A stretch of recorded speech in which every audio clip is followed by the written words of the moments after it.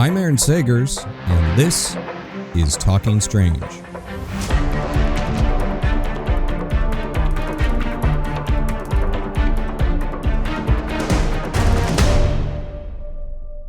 Hello, all spooky nerds, and welcome to Talking Strange, a paranormal pop culture show with the Den of Geek Network, available on Apple Podcasts, Spotify, and YouTube. I'm your host, journalist, author, researcher of weird things, Aaron Sagers.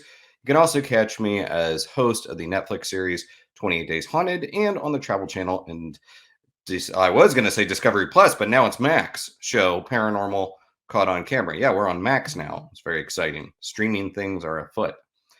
Today, we are talking about the sociology of the haunt, of ghost stories, of fear. And we're doing so with a friend of mine that I've had the fortune of knowing her for several years now. And I just really love reaching out to her, and she's so gracious with her time all the time and inviting her on to talk about these topics. So we've talked about these things many times before, but we're going to add some new elements to this conversation because she just has so much insight on things. Her name is Dr. Margee Kerr. She's a sociologist. She's an author. She earned her PhD in 2009 from the University of Pittsburgh and currently teaches and conducts research on fear. And she looks into why people engage in scary experiences like haunted attractions, horror movies, paranormal investigations. She also has worked as a consultant for attractions and museums and is the author of Scream, Chilling Adventures in the Science of Fear. And that was named a must-read by the Washington Post. She's the author of Ouch, Why Pain Hurts and Why It Doesn't Have to. And her work has been featured in the New York Times, Parade, Atlantic Monthly, NPR Science Friday, all over the place. She's very popular, which is why it's great that we get to have her on here. I get to call, make that friendship call, pull that friendship card. So Dr. Margee Kerr. Margee. Hi. It's so nice listening to you. I get a nice self-esteem boost when I come on here. So thank you, Aaron. Well, no, I get a self-esteem boost by having you as a guest.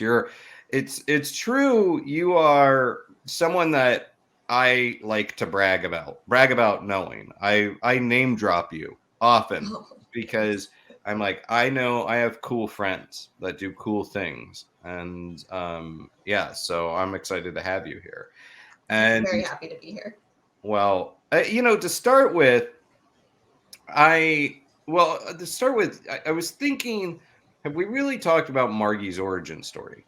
I mean, why were you first interested in pursuing this topic, the science of fear?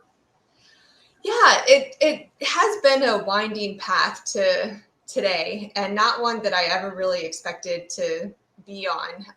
In the beginning, my focus was strictly on the traditional academic path of I'll get my PhD, I'll work in research, I'll focus on, health, the intersection of health and society and how, society impacts our emotions and all of this kind of stuff. And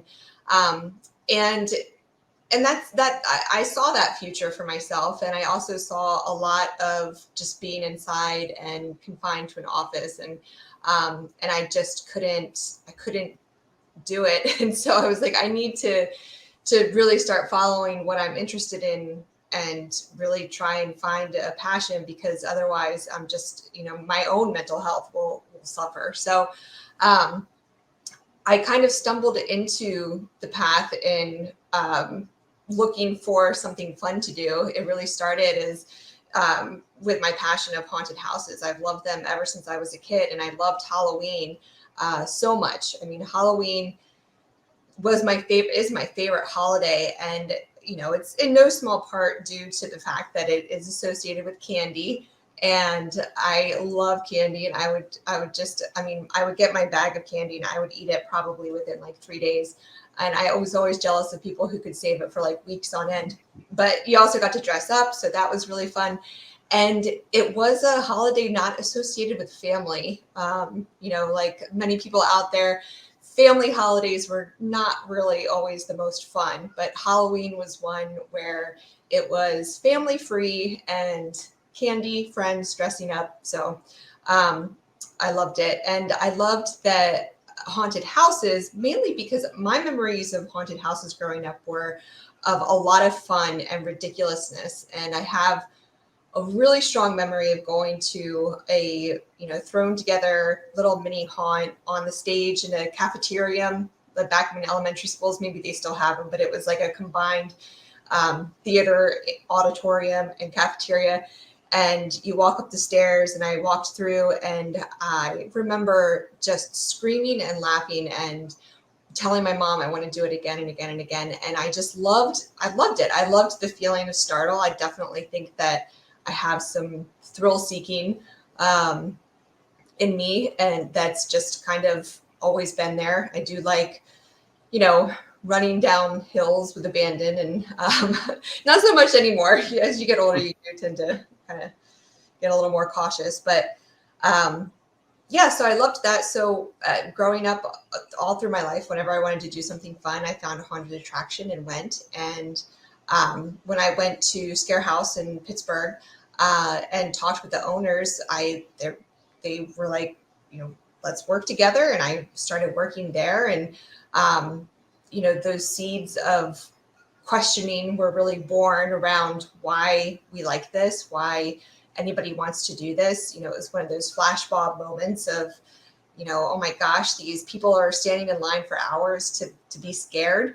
For an experience that lasts maybe 25, 30 minutes, they're waiting in line for hours. What is happening? Why do I like it? What is it? And so I decided to put my research skills to work in answering that question. And it's just endlessly fascinating.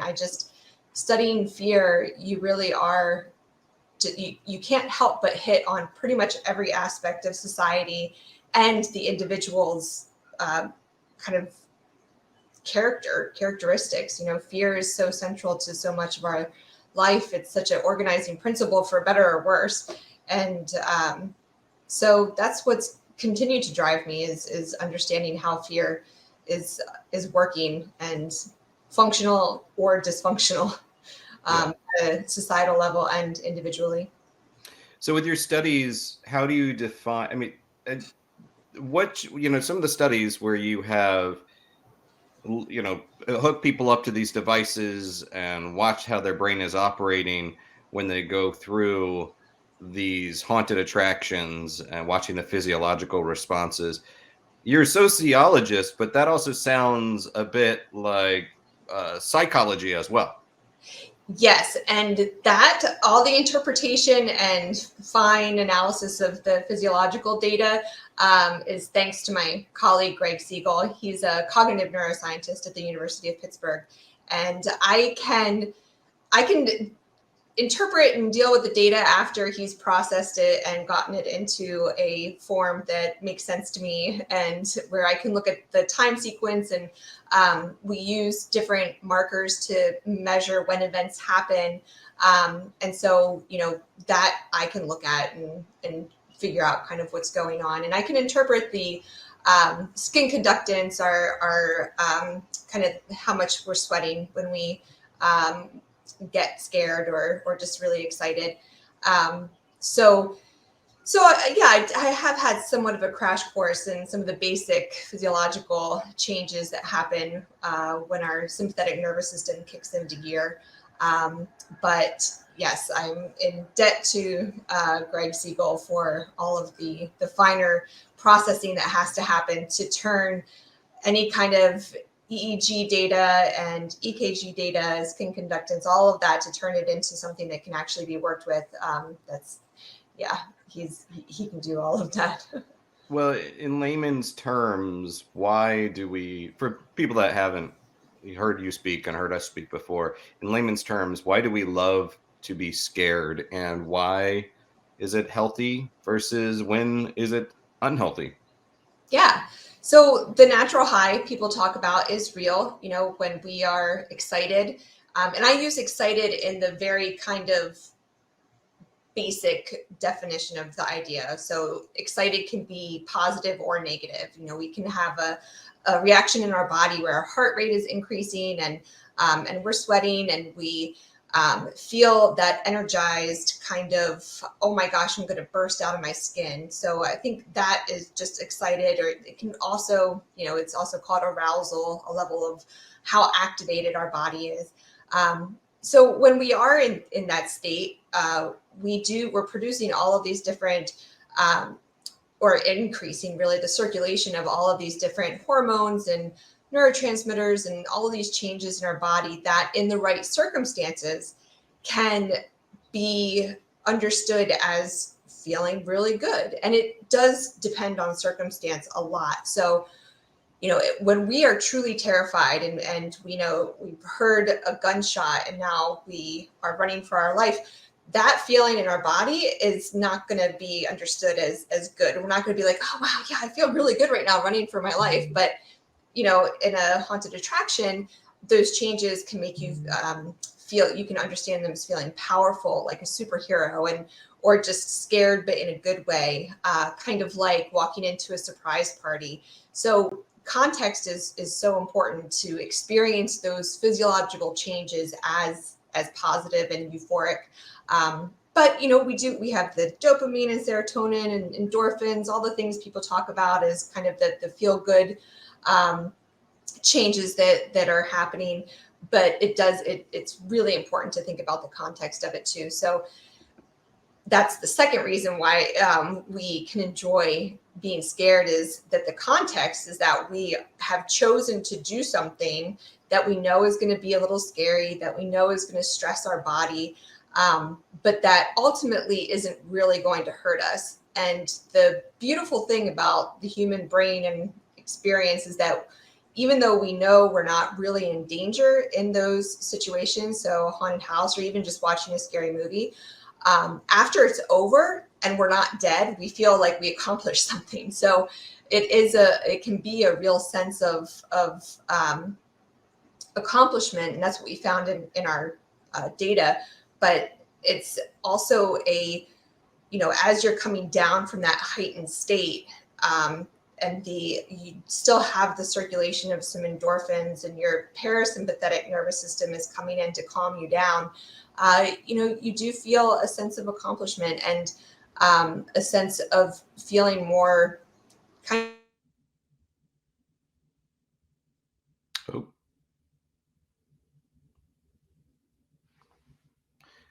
All right. I fear we may have lost Margee for a moment.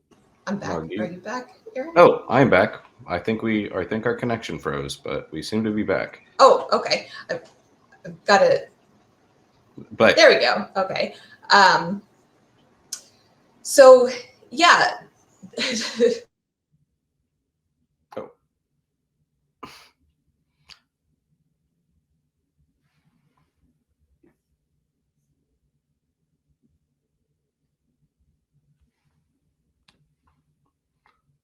Oh, goody. All right. Okay. Are you back? I'm back. Yes. Seems we have some ghosts in the machine today. Sorry about that. Yeah. No, it's fine. I think this happened last time you were on, and I think it did too. I don't know. It's someone doesn't want us to get sciencey about fear, but if you could pick up where you left off, or Sure. So in our research, we found that people who reported feeling like they learned about themselves and challenged their fears, their positive mood ratings were higher, and that also correlated to brain activity that suggested that they essentially weren't thinking as much. So, when we are really frightened, all of our resources are going to our body. We're not getting caught up in ruminations and all of the anxiety that comes with ruminations and thinking about what we have to do. It just kind of, fear can just take a sledgehammer to it and just knock all that thought out. And it's a similar response to dunking your head in a bucket of cold water to try and just kind of reset your mind and knock it out of some rumination cycles. So that's why it can be helpful, again, under the right circumstances. But and then the other reason I always like to highlight for why we enjoy fear and how it can be a positive thing is that it can bring people together. It can also push people apart. Of course, we know fear is, a toxic force in society often. But when doing something fun and scary together, it can build strong social bonds and generate feelings of closeness and unity. There's some really cool research looking at even how our things like heart rate can sync up when we're in a group activity and doing something together and focused on a shared experience. And so that's real. I mean, there's a reason why all of these traditions about, chanting and doing kind of group focused activities are popular, is because they do generate that sense of connectedness. And, this gets into a bigger topic, but one of the biggest existential fears is that, when we die, nothing happens and nobody cares. But during those group activities, we feel like we're connected to something bigger than ourselves. And that is really key to just general well-being. That could extend you mean to something like Bloody Mary or engaging in things like that? Yeah, I mean, I remember growing up having sleepovers and standing in the mirror. And I know that different traditions, we would do it as a group in the mirror, but I know sometimes, one person would go at a time to see if they could say Bloody Mary 3 times. But those form memories. Those are the things of nostalgia and shared experiences that keep us kind of threaded together. Well, based on your studies, I know that you examine people as they're going through haunted house attractions and other situations, and I know you partook in a lot of situations yourself. But you also explored paranormal investigators, and I was curious: is there a difference between sort of the results, the data you got from someone that's going through a haunted house attraction versus someone that's spending time in a place that's actually believed to be haunted? Yes, and I really want to get back to this data. We haven't published on it yet, but I really do want to, because it was interesting to see the differences. And again, this isn't published yet, but hopefully will be soon. And what we did is I did a pre-post survey and then tracked people's skin conductance as they went on a paranormal investigation. And what was interesting is mood did go up. So similar to what we found in haunted attractions, people did feel better afterwards. But what was really interesting is that people also felt more sad afterwards. So it was a case of feeling good to feel sad, and that's something that doesn't get a lot of attention. But if you think back through your, kind of memory Rolodex, it's why we like to watch sad kind of dramatic movies, why we like to cry at stories. Sometimes there is a catharsis that can come from feeling and engaging with sadness, with kind of loss. And in the case of the paranormal investigation, it was a very quiet investigation. There's a lot of different types of investigations, as I'm sure this audience is aware, and this one was the type where everyone would go into a room and sit in silence and in the dark for about 20 minutes in different rooms. So it did, I think, and the stories were not super sensational. It was just basic kind of facts, like this thing happened here, this tragedy, this loss. And so, in those moments of togetherness and silence and darkness, my interpretation of the data is that people were engaging with that loss and feelings of sadness, but that's what they wanted. That's why they decided to dedicate time and resources to going on an investigation, is because they wanted to engage with something, outside of that was no longer here, no longer with us. So it was really interesting. And during that, I had them connected to the measuring their electrodermal activity, and also had an RFID reader and told them to tap basically this little unit to put a little data marker that flagged when they felt like they were in the presence of something paranormal. And it's beautiful. I mean, we do see the spikes, and what direction it's going, whether people, feel that they're in the presence of something and that makes them happy, that can lead to a spike. It can, I can't say anything about causality, but from what's happening in the body and the interpretation of it, people were, impacted by the experience, and ultimately their mood improved afterwards. So, was this if you can say, was this a private group, or was this like a paranormal event? It was a private group. It was, let's see, my sample size, I only had 20 people, but the larger group I think was limited.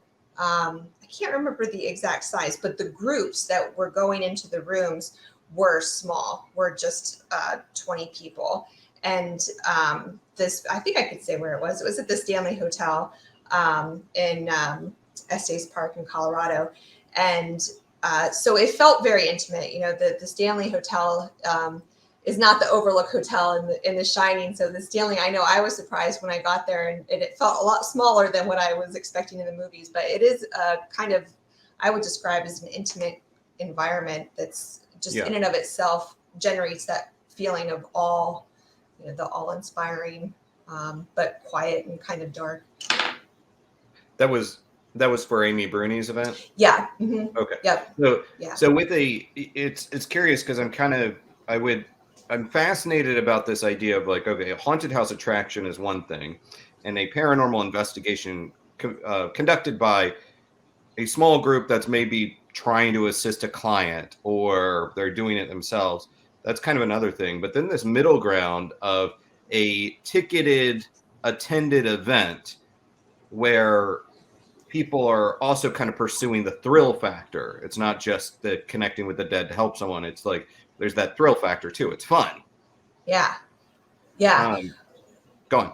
Oh, well, I'm just excited to share that. So we have the paranormal data. We have the data from Scare House, which from 2 years, which is an extreme kind of attraction. And then just this past fall, I collected data from an attraction that's more family friendly. Now, I only have approval through the university to enroll people over the age of 18, but this event is designed for 13 and up, and it includes a hayride and then 4 attractions that you go through in a linear fashion. And the scare level is, medium to just below R rated, I guess you'd say. And so it's not as intense as the data, as the attraction at Scare House. And so between these different data sources now, we're able to see whether there is some kind of, I use this loosely, but like a dose response relationship. And we're working on this paper right now on the 2022 data, and it will include data from 2015 too. But we see that mood did improve significantly, similar to the previous data, but it wasn't it was, both were significant improvements in mood from before to the after, but this wasn't as significant of a jump. And so we know that in the previous data from the extreme haunt, that people who rated it more intense and more thrilling and more scary did see bigger jumps in mood. And in this case, so far, and we still have analysis to do, but there isn't the same kind of relationship. And so we do see that while mood improves, maybe there is something to look at in terms of how intense the scare is. But other researchers have been looking at kind of designing the perfect scare. And it's interesting. I mean, there is a relationship between, how intense you feel in your body and self-report measures. So trying to find that kind of sweet spot of where it's the right intensity to get the most bang for your buck in terms of mood improvement, before going into territory where it's just, too much and it stops being fun and, becomes real fear. Yeah. But yeah. Oh, go on. Sorry. Oh, so I think it's interesting to see that mood improves across the board, but the intensity may be different, and we might start seeing some differences in how that impacts mood. But it's also subjective how intense someone experiences it. So that plays into it too. Is there such a thing as like a fear tolerance where we do want to push the needle a little further, and that which might explain extreme sports, extreme haunted house attractions?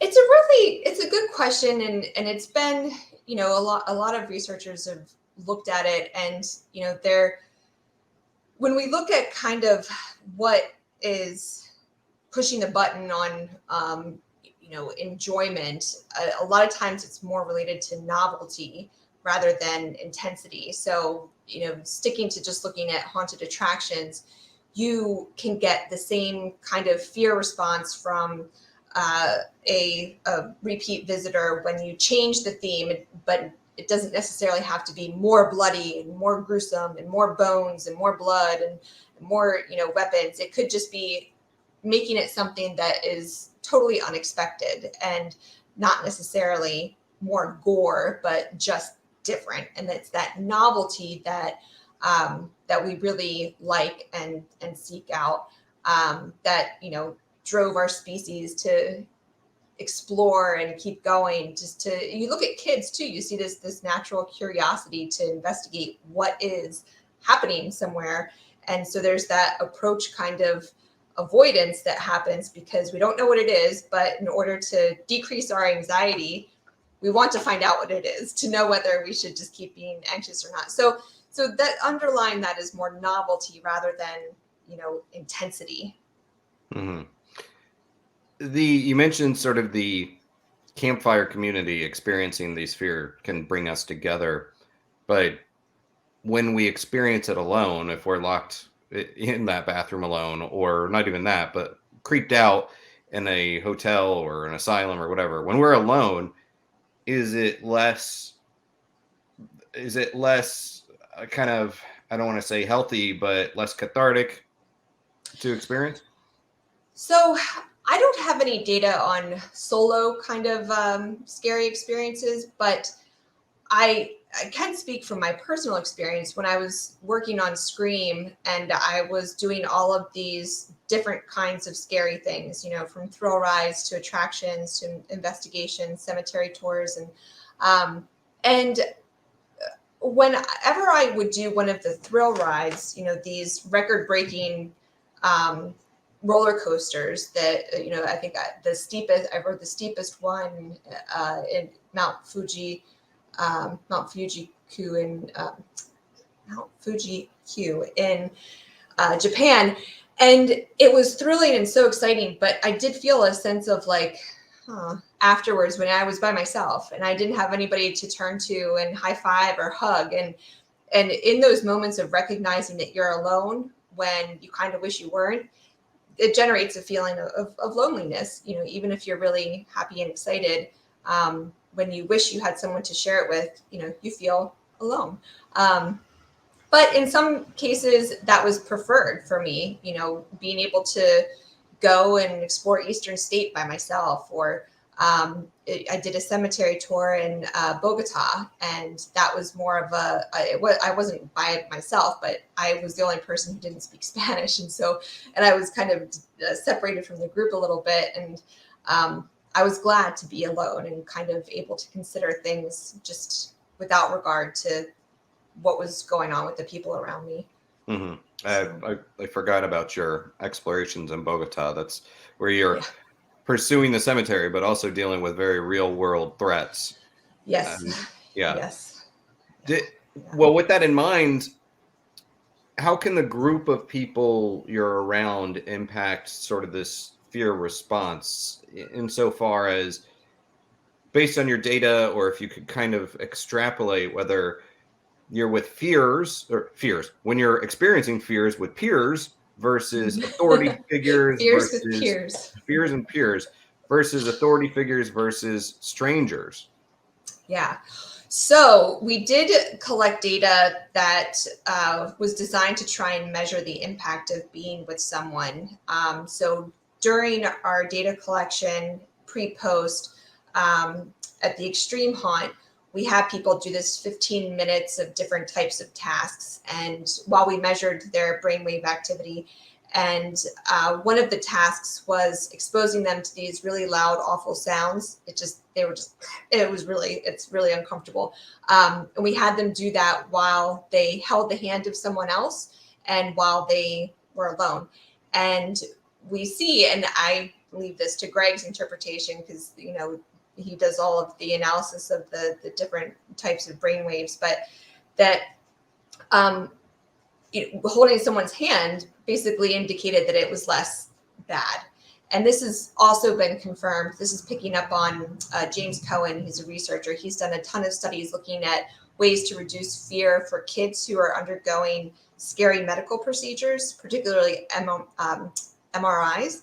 They can be very scary for kids, going into this tube and the sounds. And he did these experiments looking at the impact of holding their mother's hand while doing that, and saw a huge decrease in reactivity. And so he went even a step further than that, and other researchers started doing this as well, looking at does it matter if it's the hand of a stranger? Can it just be anyone? And found that the relationship holds up, that even if it's just a stranger that we're holding the hand of when something scary happens, it helps. Now, if it's an authority figure, that's a different story. And there have been studies looking at how much changes in our understanding of everything when we know we're in the presence of an authority figure, and nothing even needs to be said by that person. Just the situation of knowing there is a power imbalance changes everything, changes the dynamic. I think that I went on a little tangent there, but I think that maybe addresses the question. Yeah. That's definitely apt. There's this old expression that there's no atheists in a foxhole, right? And right. Although I don't necessarily agree with that, and I certainly don't want to begrudge any of our atheist friends out there, I am curious if that is true from a fear response. If you don't believe in something, is it just not going to scare you if you're wandering around in that old Eastern State Penitentiary, old asylum or whatever? Or is there something that does click in, that even if you don't believe in it, suddenly that fear machine starts revving up? Yeah. Our survival instinct definitely kicks in regardless of what we think will happen, after we die. If we just want to stay alive. And part of that, if I can get a little existential for a moment, but part of staying alive is also thinking about, or just even unconsciously thinking about, the fact that when you're dead, just nothing exists, nothing of you exists anymore. And so when we're thinking about the survival mode kicking in, we want to believe that we will continue on, and we can do that by connecting ourselves to something bigger than ourselves. And Durkheim talks about this in his writings on religion, and how, it is that part of our survival is how can we survive? We can believe we are part of something bigger. And that makes us feel better because it protects us against that existential threat of death. So even if we don't believe in a specific God or religion or spirituality or anything, that desire to feel part of something bigger is typically found. I don't want to go so far as to say that everyone will feel that, but it is a thing that's likely driven our civilization forward a lot, is that desire to belong and to feel part of something bigger than ourselves. To know that then if we die, that bigger thing will continue on, and we were a part of it. So we never die, kind of idea. You mentioned kind of fear mongering earlier, and I would imagine a sociologist would be a great cult leader and a great fear monger. Uh, from that sociological standpoint, why is fear mongering so nefariously effective as a motivator? Why does it work? And I will even say, like, when you're watching the news or when you're reading things out there, what are you looking at where you're like, oh, this is classic, they're definitely fanning some flames here? Yeah. So this was part of my dissertation, which was not focused on fear at all, but I was using a lot of theory from social movements, and I was looking at parent groups that organized around the idea that vaccines cause autism. And this was, this was back in the early 2000s. And, one of my findings after doing all these interviews with parents and a lot of surveys and qualitative analysis is that fear was powerful motivator to organize. And it is in all social movements. I mean, having some, social movement is organized around trying to change something.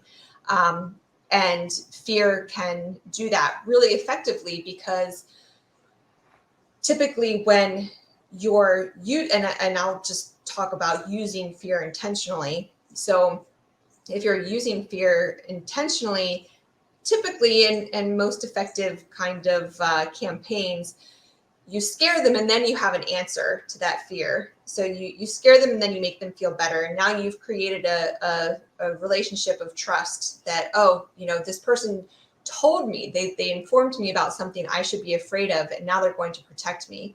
And not only are they going to protect me, but look at all these other people who are now with me too. And so you get a feeling of assurance and a little bit of safety and unity all packaged up for you. And it's, something that happens, we may not even be entirely aware that it's happening. So fear campaigns are, behind a lot of just fake news. All of the Trump administration, is just perfected kind of fear mongering and using it as a way to divide people, but at the same time garner support and group people into these, encampments. And what happens along that way is that people may not realize that their fear response is essentially being hijacked for political purposes or personal gain of another party. For example, in a cult, that their fear is being used against them.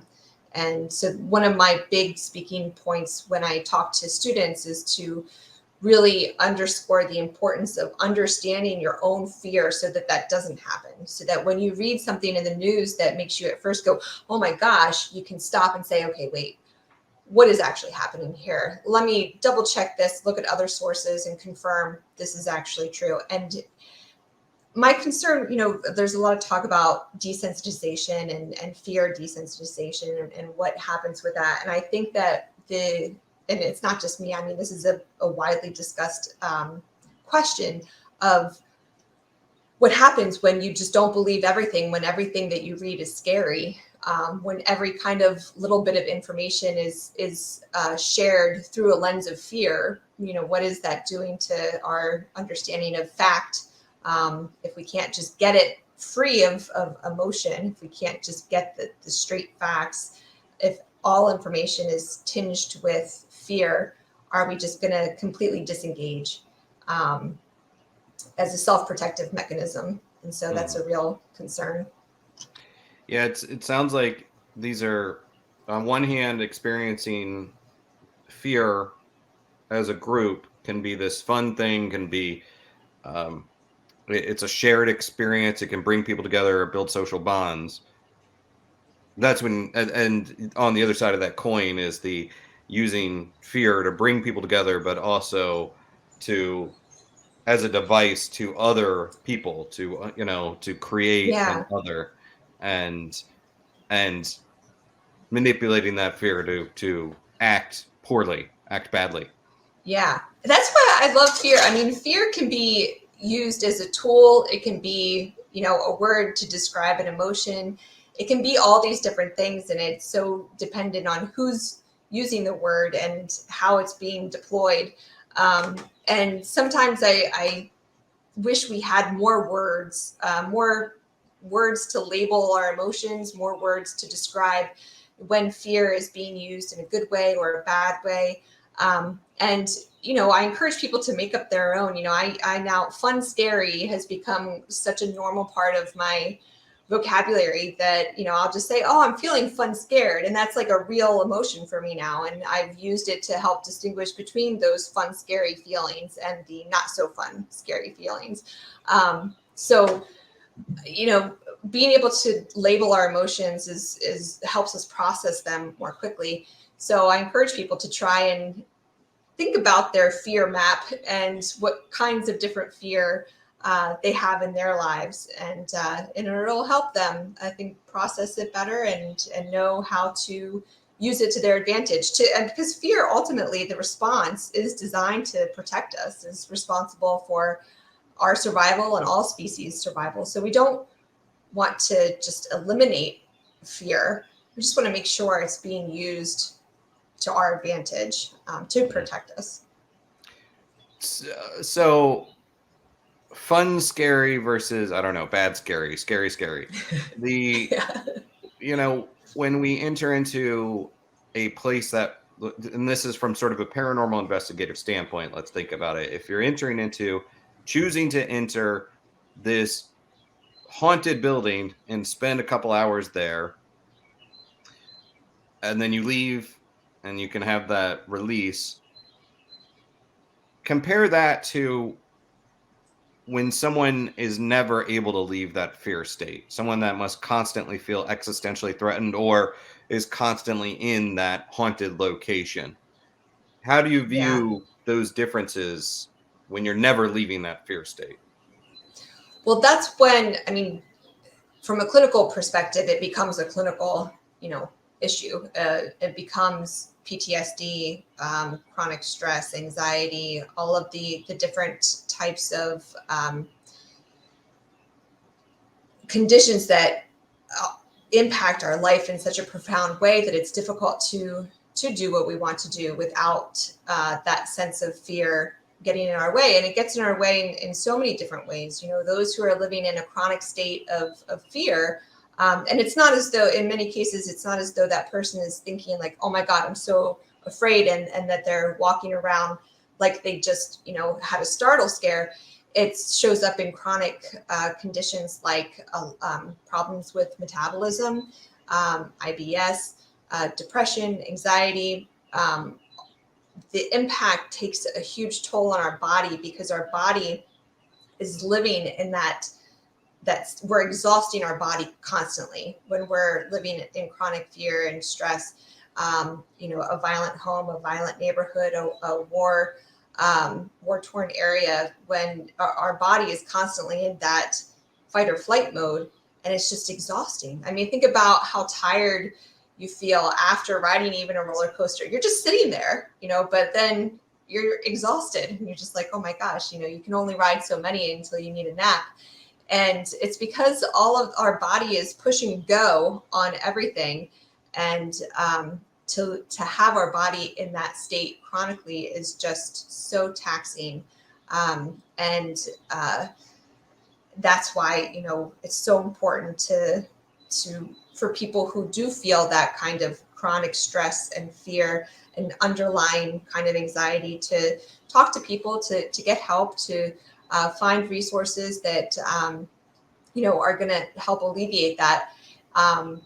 And, one of those ways might be through finding scary experiences that you can control and be able to say, okay, I was feeling afraid then, but I'm not now in this situation. So how can I try and feel that way, in these other situations where I'm just trying to, leave the house? I mean, social anxiety post-COVID is so real and so prevalent and so natural. I mean, if you're confined to a space, quarantined for so many months, And we're constantly adapting to our environment.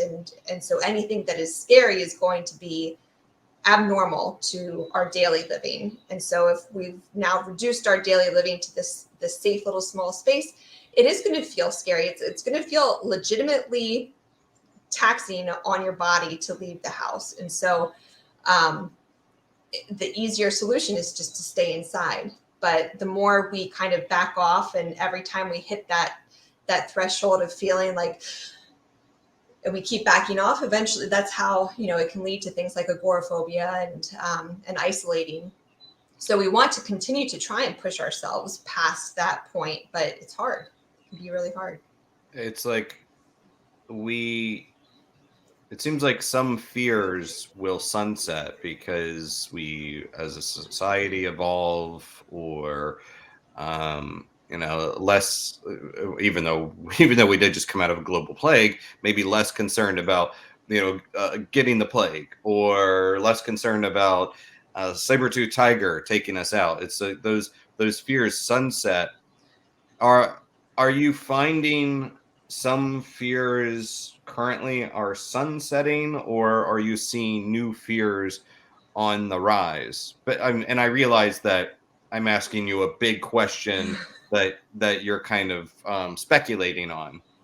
Yeah, I think in terms of hearing what my students are saying and my classes on the discussion forums, there's real fear about our rights, as women, as minorities, in a world where, I should say a country where these divisions are deepening and they're not going away. There is real fear about what the future could look like for populations that have fought so hard to just get basic rights, now to see that they're legitimately at risk of being taken away, or already have been taken away. I mean, it's honestly, it's terrifying. And I know I often teach my students, I try to find examples of countries across the globe where things can change fast. You look at countries where it used to be totally acceptable for women to wear skirts and work in the same workplace as men, that are now, under strict religious law. And so I think that fear is becoming very real. I mean, it is real. It is, and it is very scary. So those are pushed to the front of a lot of students' minds, a lot of people's minds.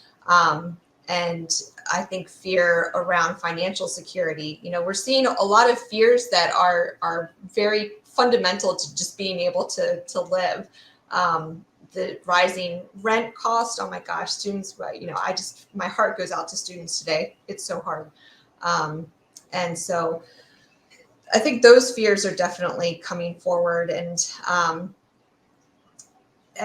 it's just the I don't know, acute kind of fears, or maybe they take the back burner because now we're just trying to figure out whether or not we'll be able to have a job, and dealing with the loss or the grief over the fact that, oh my gosh, I might not actually be able to own a house one day. A lot of those dreams that were so kind of normal for middle-class Americans, white middle-class Americans back in the 50s, 60s, 70s are just not really that feasible today. And so, yeah, sorry to bring it down. No, it's fascinating. I mean, I forget the terminology, but I was listening to an interview not so long ago about the health effects of people being in constant financial insecurity, and it sounds very much, they didn't frame it, and again, I forget the term that they used. They didn't frame it in a fear response, but that's exactly what they were talking about. Is like when you're just constantly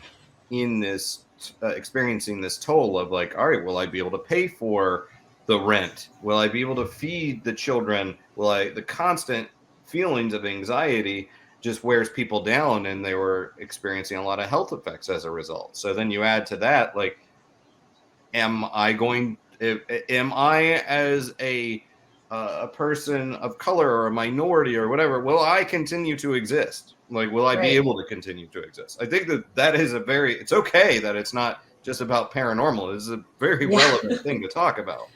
Yeah.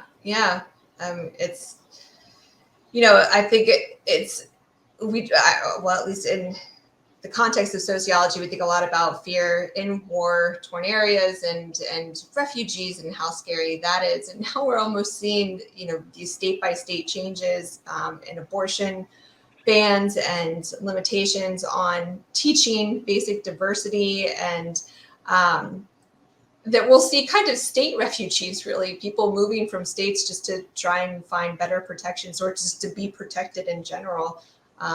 So it's a lot to think about and to be scared about.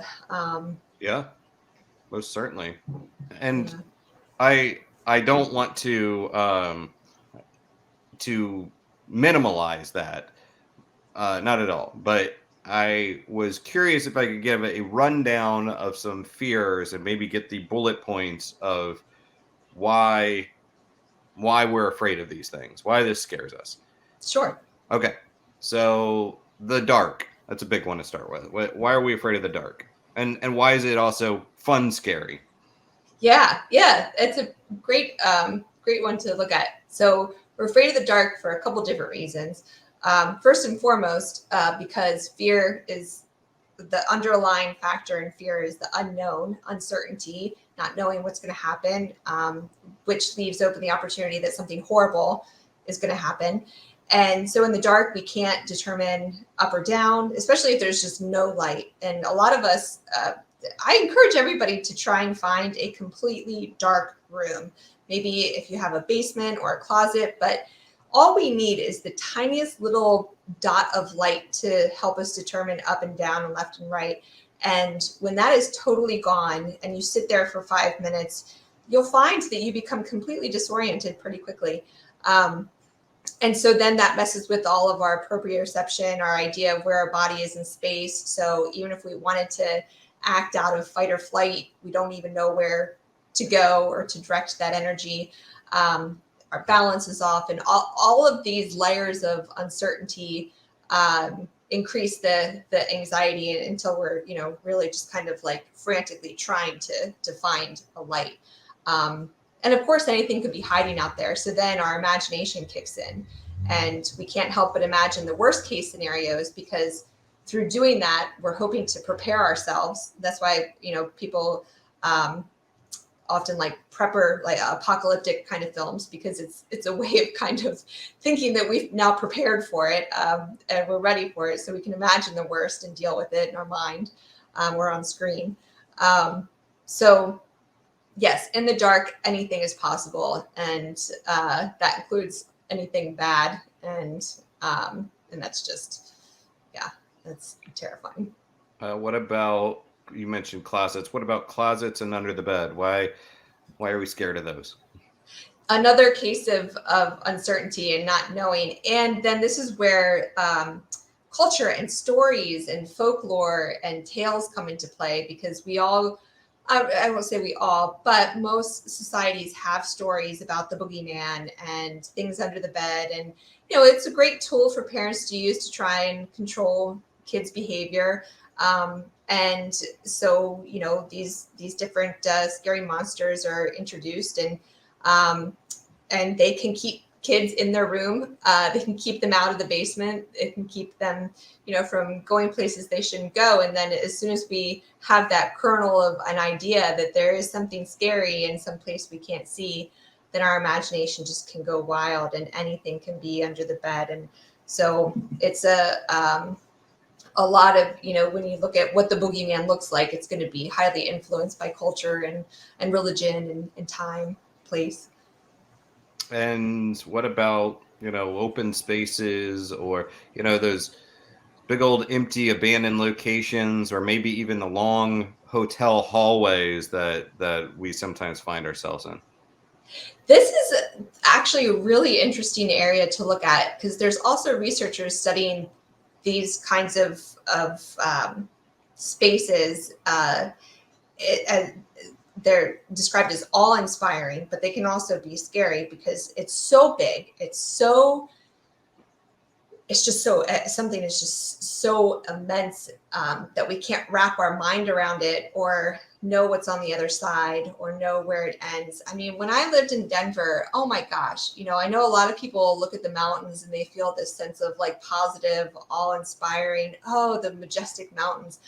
I felt nothing but loss and like the world is meaningless. And it just, for me, it was not that type of awe-inspiring experience. It was very kind of, I'm so small and insignificant compared to this thing. But for me, that didn't feel good. That same understanding can feel good sometimes, but totally overwhelming and make you feel small at other times. So, Do you view that differently than liminal spaces?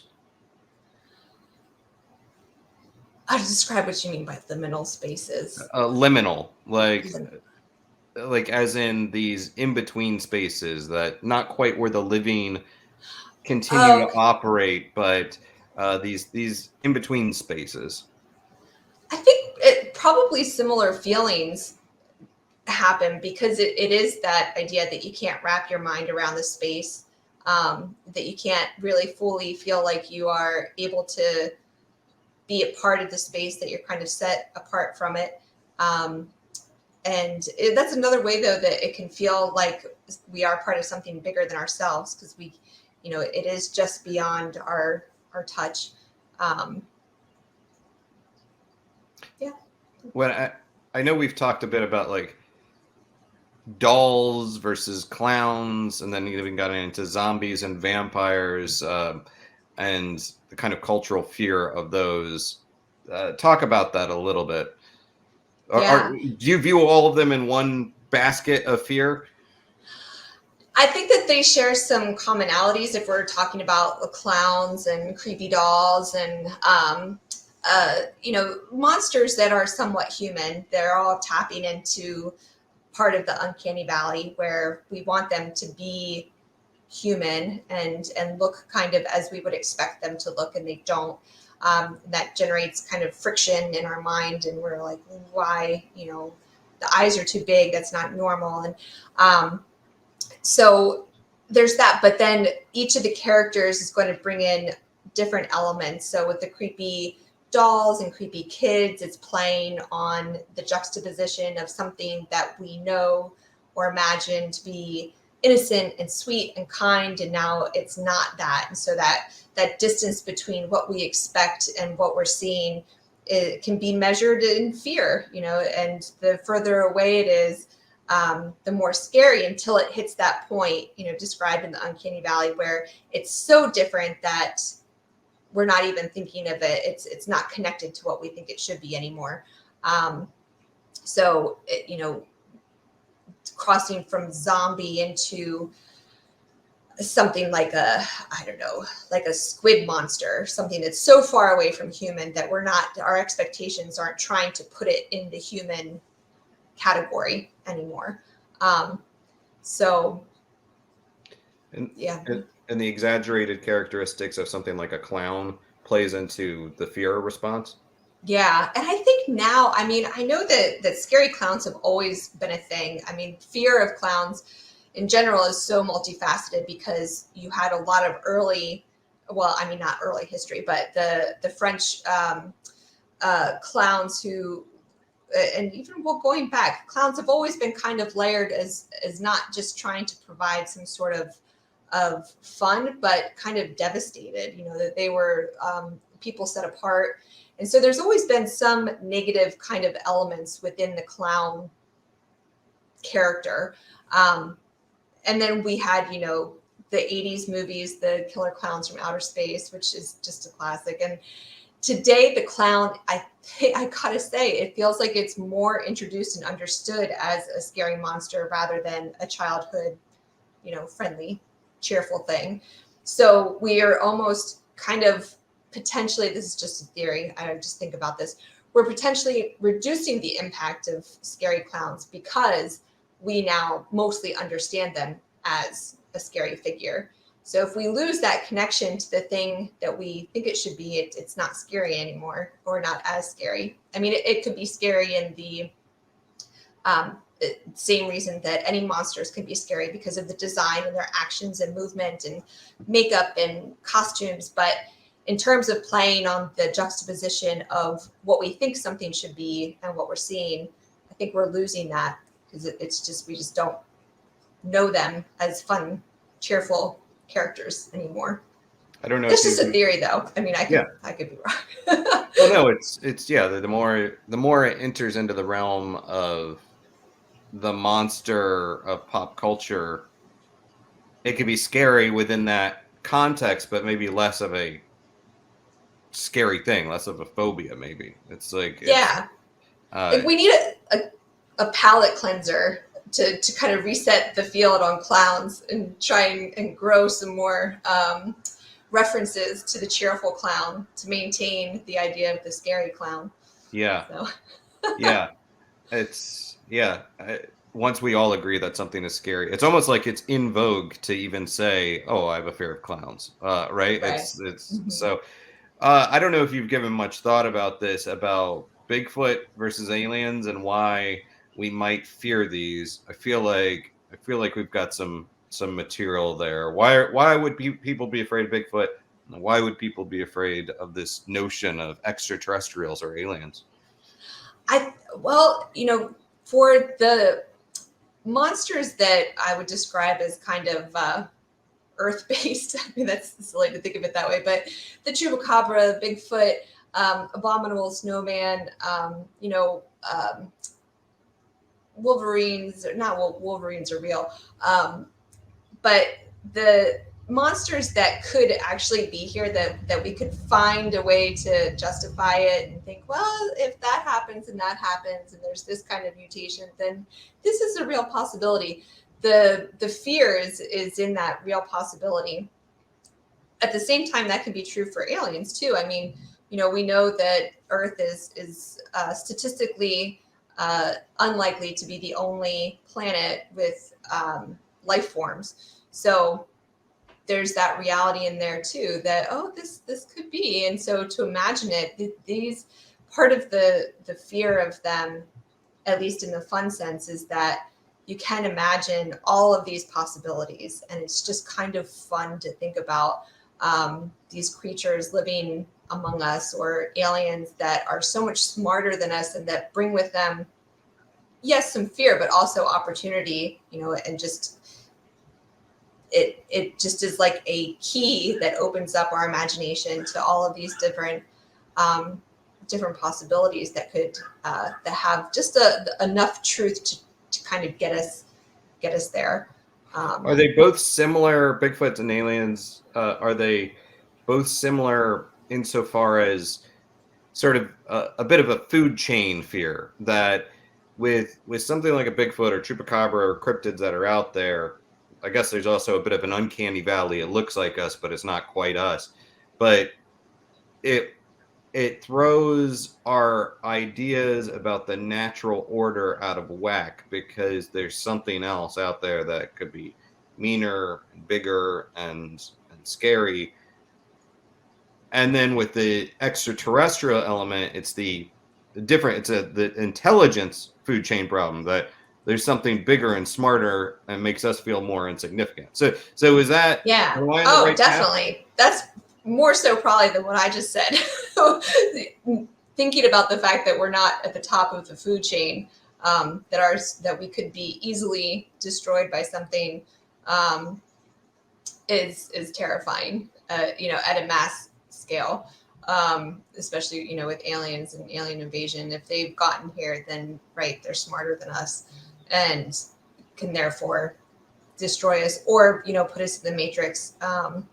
But yeah, after we're so used to being the top of the food chain, until we find ourselves in the dark, in the woods, with no cell phone reception, then we remember, without these tools, we are not the top of the food chain. There's so many animals and diseases, and just nature can kill us so easily.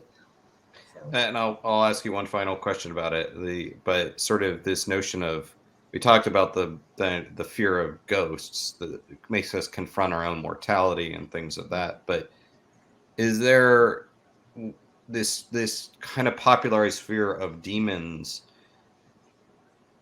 Have you given much thought about what it is about that scares some people? Fun scare and scare, bad scare? There's a whole category of religious themed kind of scares and monsters. And so, again, in those spaces, you see that a lot of the tension and anxiety is coming from this juxtaposition of good and evil. And that with the case with like angels and demons, it's not always so clear cut who is good and who is bad. And there's a lot of room to play with how we think of them and who these monsters are. So you can create the villains that are quote unquote bad, but then might do some good. And a lot of that is coming from culture and religion and space and time, like a specific space and time. And, the impact of shows is very real.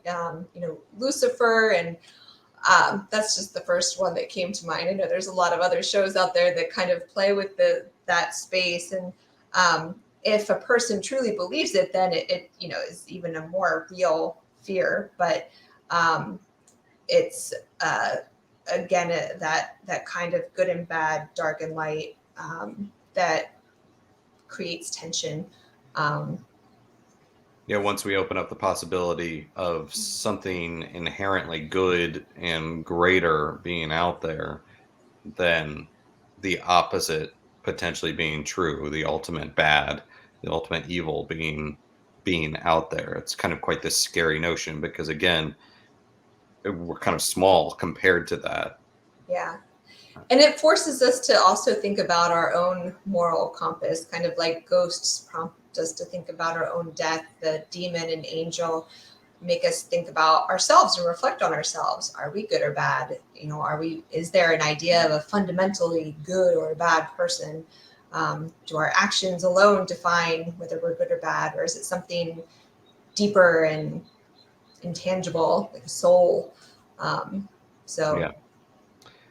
Well, my friend, I've kept you far too long. But before I let you go, I must know what's next. What are you working on? And then we got to get this paper done with the 2000 this fall data, and that includes data from 2015. I just got to do it. It's like number one on my priority list, and it's one of those things that it's all there. I just got to put it together and put some words around it and submit it to a journal and get it out there. So that is number one goal. So that's, I kind of am not allowing myself to think of anything else until I get this done. Well, how can people support you in your work? I don't know. I think sending positive writing vibes my way, to encourage writing. It's something I love to do, but it's instances where, you have to do it, that it takes away the fun sometimes. So, but I want to do it, but it's just writing for peer-reviewed journals is not quite as much fun as writing, a book or just to get the message out there. So, well, I'll kind of plug a little bit for you. Another way to support you is by heading over to Amazon or a bookstore. Oh yes, that would. And picking up Scream, Chilling Adventures in the Science of Fear, and Ouch, Why Pain Hurts and Why It Doesn't Have to. And I did a great courses. Actually, I think it's called it's a great course on fear. I think if you search great courses, sorry, I should have the link or reference right on the top of my head, but I don't. But if you're interested in learning more about anything I discussed today, it's a 24 episode kind of lecture series all about fear. Great course. Yeah. All right. We'll get that link and we'll drop it in the episode description and everything. Oh, but thank you. Margee, Dr. Margee Kerr, my friend, my smart friend that I get to brag about knowing. And I'm always excited when I see her doing all these other interviews out there. And then I'm super stoked and when she's able to find time for me. So, Margee, thank you so much You know I love you to death. You know I just respect the hell out Always a of you. pleasure. Yeah, yeah. So much fun every time. So Well, thank you. thank you. And for all you out there, thank you for watching this. Thank you for listening to this. And this has been Talking Strange. If you have stories you'd like to share of the strange and unusual or guest suggestions, I want to hear about it. Email us at talkingstrange@denofgeek.com. And I am Aaron Sagers. And until next time, my friends, be kind, stay spooky, and keep it weird.